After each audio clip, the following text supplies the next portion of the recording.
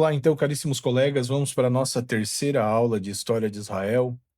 Lembrando que essa aula, ela não suprime a aula do professor e muito menos a leitura da apostila, que no caso ali são duas, né? Tem a apostila e o material complementar. Todas as duas são bem interessantes. Então, hoje nós vamos falar sobre a monarquia em Israel, o início, a divisão e a queda, e o problema do culto no Reino do Norte. Vocês já pararam para pensar que sempre na história o povo centraliza tudo para ficar mais forte, mas às vezes acaba criando alguma confusão. A monarquia em Israel não foi diferente. Ela começou, se dividiu e terminou em duas quedas gigantes. E no meio disso teve um personagem alertando o povo, o profeta Oséias, criticando o culto do Reino do Norte. A monarquia é um governo de uma só pessoa. É um rei, ele manda. Nós temos a figura central do rei como o poder, muitas vezes, não só executivo, mas como o poder legislativo também. Então, antes Israel, ela vivia num esquema tribal, uma liderança religiosa, então o sumo sacerdote era o líder do povo, e eles tinham esse sistema religioso e carismático. Só que com o tempo, o povo pede um rei e a mudança é grande. O que era visto como algo sobre jurisdição de Yahvé, agora fica nas mãos de um homem. Então, essa questão da monarquia passa por três etapas bem claras. Nós tivemos o reino unificado, e teve três reis, Saul, Davi e Salomão. Depois a divisão do norte foi a Samaria, Israel, e ao sul, Judá e Jerusalém. E a queda do norte em 722 a.C., e depois a queda do sul em 587 a.C. Então, tudo começa aí com uma figura de transição, que é Samuel. Samuel ele unge como primeiro rei Saul por volta do século 11 a.C. Mas por que Saul aparece? Ele aparece principalmente porque Israel tem ameaça externa, especialmente inimigos como os dos filisteus. E a união das tribos, elas viram uma questão de sobrevivência. Saul é descrito como alguém que, tomado pelo espírito de Yahvé, derrotará os inimigos. Só que o reinado dele é bastante conturbado. É muita guerra, tem guerras constantes e a tentativa dele de criar um exército mais permanente. Isso acaba também mantendo muitas guerras. Saul vai ser o pontapé inicial do reino que começa, mas ele começa com bastante instabilidade. Então, nós não temos aí um reino com cara de Estado, nós temos uma figura de um mandante, que ele tem mais essa questão militar, é, mais a questão defensiva, porém ainda não vai ter cara de Estado. Então, com a chegada de Davi, a monarquia ganha mais força. Ela passa por conflitos, disputas de poder, o normal de praticamente toda a monarquia nessa etapa, mas finalmente ela consegue unir o norte e o sul num só reinado, na qual nesse reinado Jerusalém ela vira a capital, tendo peso político, e a cidade também vira referência religiosa com a centralização de culto. Então vai ter uma capital que ela é uma capital política e religiosa. De forma bem simples, Davi transforma um conjunto de tribos em algo mais parecido com um estado. Então nós já vamos ter ali uma capital, um começo de uma infraestrutura, um pensar por todo o reino. Então Davi ele vai tirar essa questão do indivíduo que estava ali para a defesa militar para o indivíduo de estado, que vai começar a pensar não só nas questões religiosas, mas nas questões políticas e nas questões. Não poderia. Não é correto se dizer as questões sociais, porque não se trabalhava questões sociais como hoje falamos, mas as questões ligadas à sociedade. Depois, com o advento de Salomão, fica marcado como um rei sábio e grandioso, mas a apostila lembra que essa imagem ela é bem idealizada e que o governo dele tem uma dureza e uma pressão interna muito grande. porque pelo fato de ele ampliar a administração, o comércio e grandes construções, a principal delas, obviamente, foi o Templo de Jerusalém, que vira o centro do poder do judaísmo por séculos, mas isso acaba acarretando num preço muito alto, principalmente na carga tributária. Os impostos ficam altos, os trabalhos eles começam a ficar forçados, tem uma grande tensão social, o ambiente religioso vai ficando bem misturado, com influências de povos vizinhos. Então acaba tendo uma contaminação do ambiente religioso, não só por isso, mas devido às outras tensões sociais que se formam. E era um reino que a história descreve que era lindo por fora, mas estava rangendo por dentro. Até que quando Salomão morre, Roboão ele tenta ser reconhecido no norte. Ele assumiu o trono em Jerusalém e tentou ser reconhecido no norte, mas infelizmente deu ruim e aconteceu uma divisão. O sul, Judá com Jerusalém, continuou sendo o sul, e o norte, Israel e Samaria, separado. Houve então um cisma. Não só um cisma político, mas houve um cisma religioso. Jeroboão cria dois centros de culto, Betel e Dan no norte, com dois touros, em homenagem a Vé, um jeito de sustentar o culto com práticas que lembram o ambiente cananeu.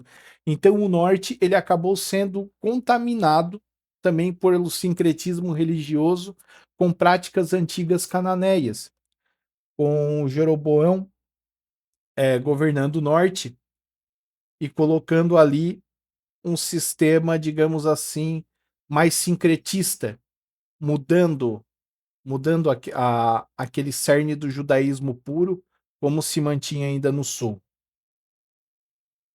O norte vira um centro religioso próprio. Eles criaram isso para não perder a sua identidade, porque eles existissem sem rei, eles precisavam, obviamente, no centro religioso próprio. E em meio disso, a religião vai se deteriorando, pelo contato com os cultos cananeus ligados à fertilidade, às forças da natureza, aqueles deuses Baal, Astarte.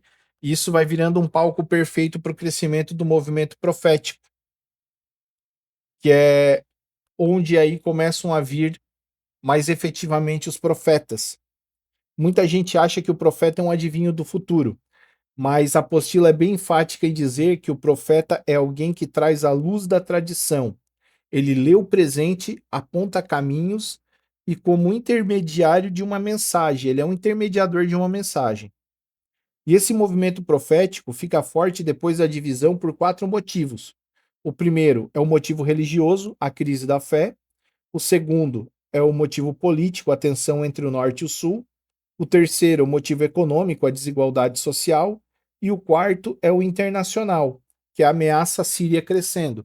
Então, o norte ele estava tomado por grandes problemas, tanto que o norte ele vai ser o primeiro a cair, porque infelizmente, como eles não tinham também uma, uma, uma figura de política de Estado, apesar de eles serem mais prósperos do que o sul, mas como eles não tinham uma organização bem firme com cara de Estado, ela vai ser primeiro a cair. Então, dentro do profetismo, tem dois nomes que ficam como precursores escritores, né? Que é Amós e Oséias. Amós critica a injustiça social e Oséias trabalha a ideia de adultério espiritual como traição a Deus. Isso é bem interessante. Tanto que Oséias ele vai falar do problema do culto. Isso está lá no material complementar, que é bom vocês dar uma olhada bastante. Lê o livro de Oséias. O livro de Oséias é muito interessante, até mesmo para entender essa parte aí do reino do norte de Israel.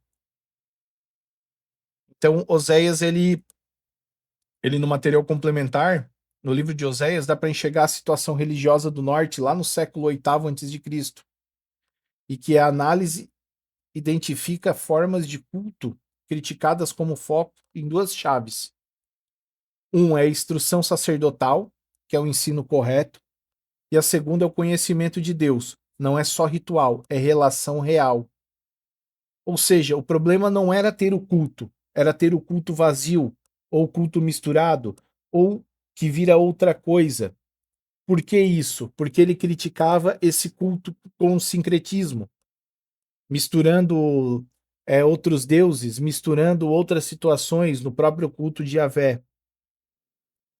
Então, mostra que Oséias, o material complementar, ele mostra que Oséias critica o culto cananeu, o culto javista contaminado, que é o judaísmo, o culto a Yahvé estava contaminado, e a mescla do sincretismo entre os dois. E começam a aparecer termos como altares e estelas em tom de reprovação. Isso pode apontar até práticas ligadas ao ambiente cananeu e à multiplicação de lugares de culto. Também começa a aparecer uma crítica ao centro oficial do norte, como Betel, como linguagem irônica e sinais de mistura religiosa. Então, até mesmo no cenário político havia esse quadro de misturas religiosas. Eles viraram praticamente uma bagunça, o Reino do Norte. E o profeta Oséias, ele vem criticando, ele vem falar, a base do texto dele é essa crítica em cima dessa bagunça. Ainda o material complementar, ele explica que o pano de fundo cananeu eram, obviamente, os deuses cananeus, por exemplo, Baal ligado à chuva, o clima e a fertilidade, e a figura feminina de Áshera e Astarte, associados à fertilidade e o culto popular muito difundido. Na prática, o que acontecia? Por eles serem um povo agrário, além de ser um povo agrário, um povo que precisava se reproduzir e queria prosperar, eles não tinham só o apego a Yahvé, eles começavam, a tentação deles era recorrer a essas práticas religiosas porque eles achavam que com isso eles iam tomar atalhos, iam ter caminhos mais rápidos para chegar até o objetivo deles, de ter filhos, prosperidade, ter chuva. Ah, o tempo está ruim de chuva, vou pedir para Yahvé que mande mais chuvas, mande condições de tempo melhor? Não, vou pedir a Baal. Ah, eu problemas de fertilidade, minha esposa não consegue engravidar. Vou pedir a Astarte ou a Ashera que minha esposa engravide. Vou prestar culto a Ashera junto a Yahvé.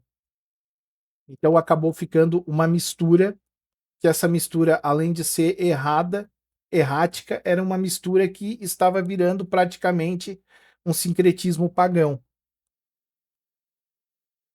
Oséias é bem claro em dizer que isso trai a aliança. Realmente, isso trai aquela aliança em que amará a Deus sobre todas as coisas, adorará somente ao Senhor teu Deus. Então, depois desse ponto de divisão, é agora que tudo se amarra para o final.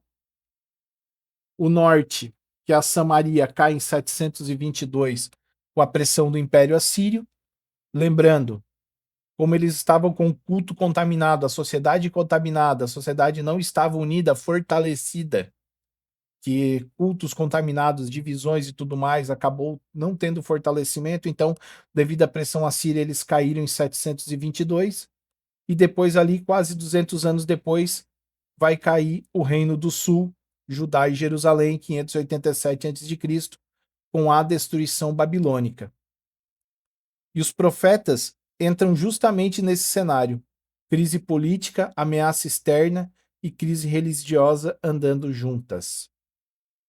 Então, senhores, para entender bem o resumo dessa aula,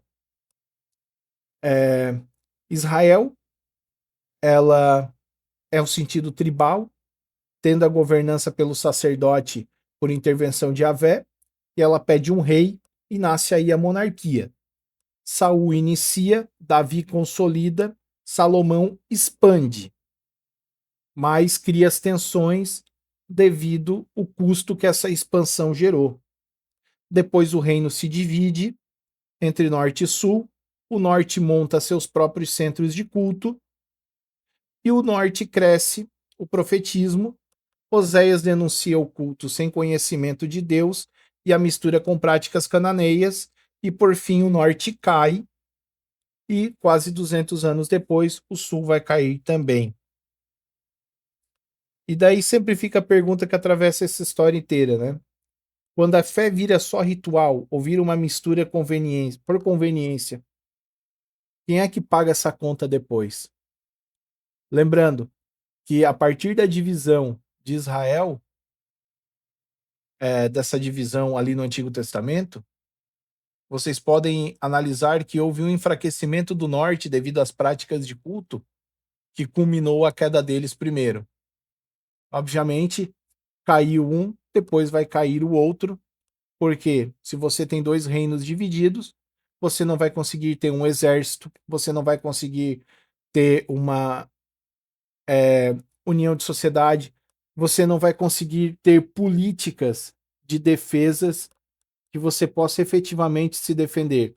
Então, a queda de Israel, obviamente, ali nesses séculos antes de Cristo, foi justamente devido à sua divisão e justamente devido ao seu cisma de cultos. Muito obrigado a todos.